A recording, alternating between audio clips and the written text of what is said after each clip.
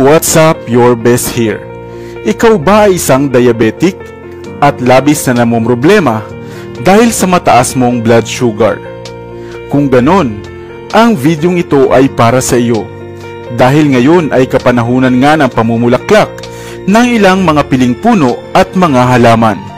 Ito rin ang panahon na dapat mong abangan sapagkat ang paborito mong gulay na malunggay ay hitik na rin sa bulaklak at nagsisimula na ngang mamunga. At kung ikaw ay isang diabetic, angkop nga sa iyo ang mga bulaklak nito.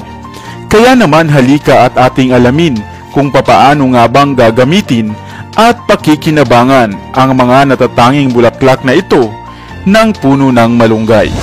Pero bago tayo magpatuloy, kung bago ka pa lamang dito sa ating channel, ay huwag mong kalimutan na pindutin ang subscribe button at ang notification bell.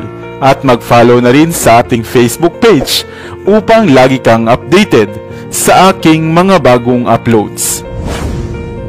Ang malunggay o Moringa oleifera ay isang klase ng puno na mabilis lumago sa hanay ng Moringaceae.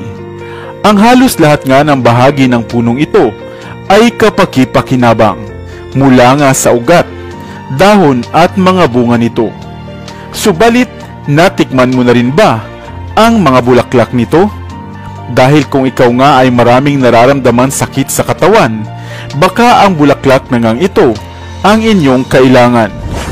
Ang bulaklak ng malunggay ay mainam na source ng vitamin A, calcium, vitamin C, potassium, iron, amino acids at nagbuboost nga ng ating immune system. Napakahusay rin na panlunas nito para sa nanlalabong paningin. Mahusay rin ang bulaklak ng malunggay sa pagpapanatili ng malusog na mga buto at nakababawas nga sa mga pamamaga o inflammation sa ating katawan. Ang mga bulaklak nga nito ay mayroong malambot na texture at lasang maihahalin tulad sa lasa ng kabuti. Kung madalas ngang sumasama ang inyong sikmura, ay mainam na isang cup ang bulaklak ng malunggay sa inyong mga lutuin. Mainam itong lunas sa mayroong constipation, bloating, gastritis at ulcerative colitis. Mainam rin ang pagkain nito upang mapasigla ang kondisyon ng inyong buhok at maging maganda ang tubo nito. Noong unang panahon nga, ang bulaklak ng malunggay ay inihahain madalas sa mayroong mga sakit upang mapabilis ang pag-recover nito. Mabuti rin para sa kalusugan ng ating atay ang gulay na bulaklak ng malunggay.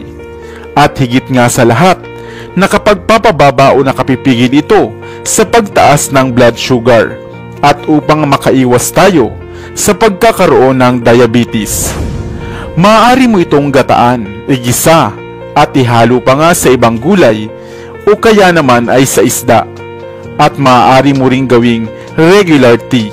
O hindi ba't kapaki-pakinabang ang bulaklak ng malunggay at napakarami pa palang malulunasan?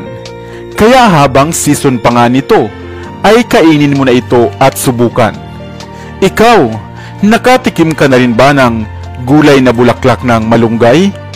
Sana ay may bago kang natutunan sa videong ito. Iwan ka naman ng comment sa comment section sa ibaba.